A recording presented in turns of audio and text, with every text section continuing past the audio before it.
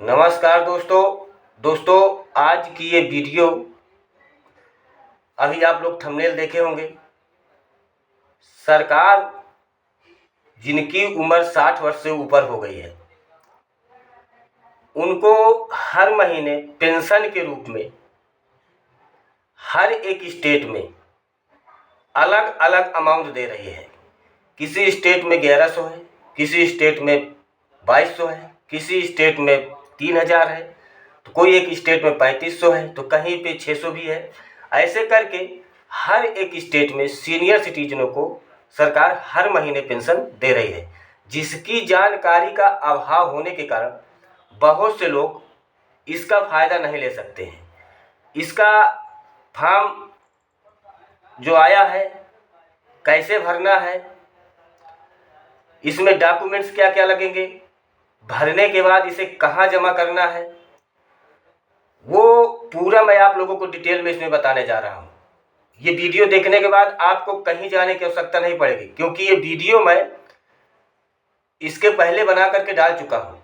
उसको कई लाख लोग देखे हुए हैं, उसमें बहुत से कमेंट आए हुए हैं, तो इसलिए इस वीडियो को मैं पार्ट 2 में दोबारा बना रहा हूँ, जिससे कि आप लोगों के सारे कन्फ्यूजन दूर हो जाएंगे। क्योंकि मैं अक्सर कहता हूँ कि आप लोगों को मेरी वीडियो देखने के बाद कहीं पे कोई दिक्कत आती है तो उसके लिए छोटा सा कमेंट कर दीजिएगा।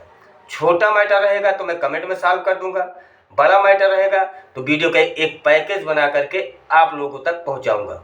उसके लिए क्या करना होगा कि आप लोगों को मेरे चैनल को सब्सक्राइब करके बेल आइकन को ऑल पर सेलेक्ट करना होगा, जिससे कि आप लोग जो क्वेश्चन पूछे रहेंगे उसका मैं अगर पैकेज के रूप में वीडियो बना करके आंसर दूंगा, तो अगर आप चैनल को सब्सक्राइब करके बेल आइकन को ऑल पर सेलेक्ट रखेंगे तो सबसे पहले नोटिफिकेशन आप तक पहुंच जाएगा और आप घर बैठे उसका पूरा नॉलेज ले सकेंगे। इसका कोई किसी प्रकार का चार्ज नहीं होता है।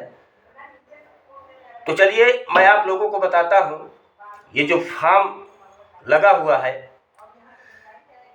इसको आपको भरना कैसे है, भरने के बाद इसकी क्या क्या क्राइटेरिया है। तो सबसे पहले जिन लोगों की उम्र 60 वर्ष से ऊपर हो गई है वो किसी भी स्टेट से हैं, हर एक स्टेट में नियम लागू है, भारत में कहीं भी हो, केंद्र सरकार और राज्य सरकार मिला करके, दोनों सरकारें मिला करके पैसा देते हैं।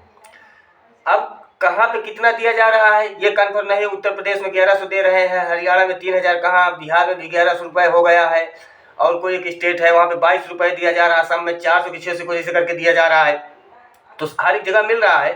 तो उसके लिए आप लोगों को सबसे बड़ा इम्पॉर्टेंट चीज़ है पहले कि हम अगर बनवाना चाहते हैं तो इसका फॉर्म कहाँ मिलेगा। तो सबसे पहले जो फॉर्म लगा हुआ है ये फॉर्म कहाँ मिलेगा, आप लोग अपने क्षेत्र के तहसीली में कहीं भी जा सकते हैं, कोर्ट कचहरी में कहीं भी जा रहे हैं, किधर भी जा रहा है, कोई भी व्यक्ति जा रहा है तो उनसे बोल दीजिएगा कि हमको मुख्यमंत्री वृद्धजन पेंशन योजना के लिए आवेदन प्रपत्र करना है, आवेदन डालना है, या ओल्ड एज पेंशन स्कीम या तो वृद्धा पेंशन स्कीम के नाम से ये फॉर्म है, मिलता है। और वहाँ पे ये 2 रुपये का फॉर्म आपको मिल जाएगा।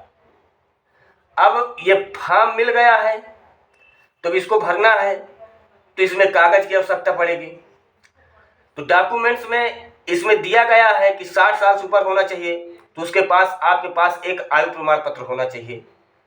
जैसे कि आपके पास स्कूल में अगर पढ़ाई किए हुए हैं तो उसके लिविंग सर्टिफिकेट हो गया, बर्थ सर्टिफिकेट हो गया, या वोटर आईडी में है, या तो पासपोर्ट में है, या तो आधार कार्ड में, किसी भी एक को एज के रूप में इसमें ले लिया जाएगा। 2 आईडी चाहिए आपको, वोटर आईडी है, आधार कार्ड है, तो एक में ले लिया जाएगा। तो ये आपको 60 वर्ष का जो दुविधा है यहाँ से पूरा हो गया। अब सबसे बड़ी बात ये किन लोगों को मिलेगा, तो जो वृद्धावस्था में हैं, जो पेंशन लेने के हकदार हैं। अब पेंशन लेने का हकदार कौन है, जिसके पास कुछ नहीं है, गरीबी रेखा में निवास कर रहा है, अब उसको पेंशन चाहिए। पर इसमें 60 वर्ष के बाद जो लोग ITR भरते हैं, जिनका बिजनेस है, जो लोग पहले से पेंशन पा रहे हैं, उन लोगों को इस स्कीम से बाहर रख दिया गया है। तो सबसे इम्पोर्टेंट ये है कि जिनकी आय कम है, किसी प्रकार की पेंशन नहीं मिल रही है, वो लोग ये फॉर्म भरेंगे। अब ये फॉर्म भरना कैसे है, डॉक्यूमेंट्स आप अपना इतना एकत्रित कर लिए हैं। अब ये फॉर्म लगा हुआ है, नंबर 1 से मैं स्टार्ट करूँगा और इसको मैं लास्ट तक लेके जाऊँगा, आपको 11 नंबर तक है। तो नंबर 1 में भरने से पहले देख लीजिए कि वहाँ फ़ोटो लिखा हुआ है, वहाँ पे आपको फ़ोटो चिपका देना है, पासपोर्ट साइज के एक। नंबर 1 पे है आवेदक का नाम। इसमें आपको अपना पूरा नाम, जो आधार कार्ड में है, जो बैंक के अकाउंट में है, वो नाम इसमें आप लिख दीजिए।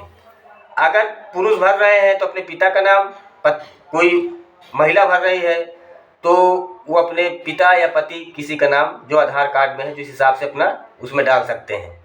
इसके बाद आप किस वर्ग से हैं, आपका लिंग क्या है, पुरुष है, महिला है या ट्रांसजेंडर है, तो उस पे आप इसमें टिक मार दीजिएगा।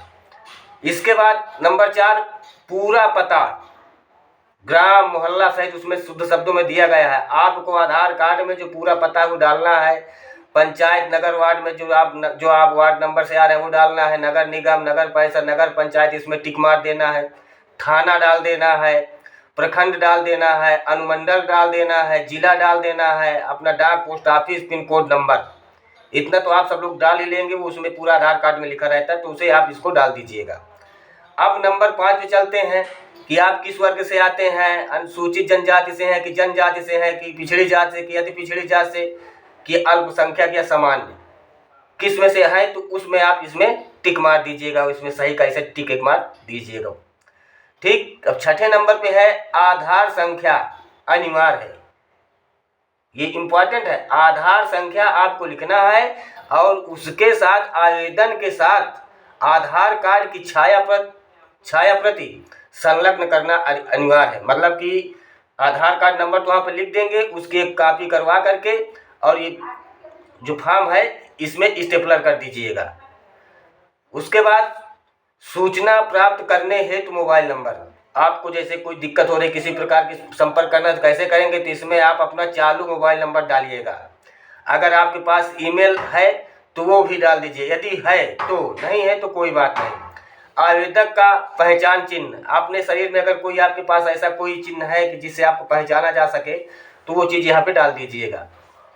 अब इसमें देखिए दिया है आधार सीडेड बैंक खाता विवरण अनिवार्य, कि मतलब कि इसमें बैंक खाता वही लगाना है जो आधार कार्ड से टच है। तो आपको बैंक खाता संख्या में, बैंक खाता संख्या जिसमें है तो उसमें आप जो आपका पासबुक में जो बैंक अकाउंट नंबर है वही आप इसमें डाल दीजिएगा, सही से मिला लीजिएगा।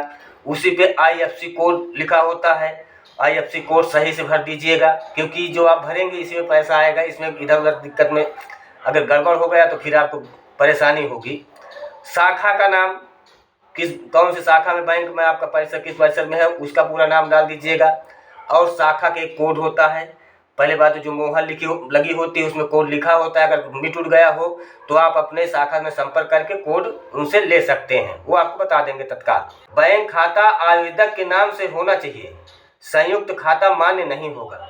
जो आप खाता संख्या लगा रहे हैं वो आपके सिंगल होना चाहिए, नहीं कि आदमी ज्वाइंट अकाउंट खुलवा लेते हैं उसको लगा देते हैं, तो वो चीज़ आपको नहीं लगाना है। अच्छा, अब इसके बाद आइए 10 नंबर पे चलते हैं। आयु, आधार कार्ड में अंकित, जो पहले बताया कि आधार कार्ड में जो आपका डेट ऑफ बर्थ है तो उसको ले लें, 60 वर्ष आपके हो रहे हैं कि नहीं हो रहे हैं। अब इसमें ये सत्यापित करता है कि मेरी आयु 60 वर्ष या उससे अधिक है, मुझे सरकारी सेवा का पेंशन या पारिवारिक पेंशन या सामाजिक सुरक्षा पेंशन के किसी भी योजना के अंतर्गत पेंशन स्वीकृत नहीं हो रही, मुझे नहीं मिल रही किसी प्रकार की पेंशन। मैं पहले भी बताया कि इन लोगों को इस क्राइटेरिया से बाहर रखा गया है। तो उसमें आप अपना नहीं है, अपना नाम, जिला डाल दीजिएगा, आप जिस स्टेट से हैं उस स्टेट का ये फॉर्म वो करके जा करके एक सरकारी कार्यालय होता है तहसील में, वहीं पे जा कर के आप जमा कर दीजिए, सबमिट कर दीजिए। जब आप सबमिट कर देंगे आपको एक रिसीविंग दे दी जाएगी। रिसीविंग आप प्राप्त कर सकते हैं। उसके बाद कुछ दिन के बाद आप वेट करिए, आपके अकाउंट में जो पेंशन आती है वो पेंशन आना स्टार्ट हो जाएगा। उसके लिए आपको 1-2 महीने वेट कर लेना है। उसके बाद मालूम कर लेना, बीच कुछ में कभी अगर आवागमन हो रहा है आपको वहाँ तक तो आप उसको मालूम कर लीजिएगा। तो जैसे मालूम कर लेंगे वो पूरा कंप्लीट हो जाएगा प्रोसेस आपका। तो दोस्तों, आप लोग ये फॉर्म भरने का तरीका तो अच्छी तरह से जान लिया होगा, क्योंकि मैं दोबारा ये वीडियो बनाया हूँ। और अगर आप लोगों को किसी भी प्रकार की इसमें त्रुटि या दिक्कत समझ में आ रही, कहीं भी किसी प्रकार कुछ पूछना चाहते हैं तो उसे कमेंट कर दीजिएगा। मैं आपका पूरा सलूशन कमेंट में ही बता दूंगा। और आशा करता हूं कि वीडियो आप लोगों को बहुत अच्छी लगी होगी। अच्छी लगी हो तो थोड़ा इसे शेयर कर दीजिएगा, क्योंकि अपना कोई भाई बंधु और हो और उसको अगर ये चीज़ मालूम हो जाए तो वो फ़ायदा ले सके। क्योंकि आज के टाइम में सीनियर सिटीजनों का कोई कुछ करने वाला नहीं है। यहाँ तक कि जो लड़के होते हैं जिनको पाल पोस करके बड़ा कर दिया जाता है, पढ़ा लिखा करके सब अपना पूरा एक उम्र खर्च कर देते हैं, अपनी संपत्ति भी उनके ऊपर लुटा देते हैं, वो भी उनका साथ नहीं देते हैं। तो एक शेयर से अगर किसी की लाइफ बन रही है, आपका अगर महीने में पेंशन मिलती रहेगी, किसी भी प्रकार का दुख तकलीफ आ रहा है तो करता रहेगा, तो इससे बड़ा पुण्य का काम कुछ नहीं है। तो अगर शेयर कर देंगे तो अति उत्तम होगा। धन्यवाद।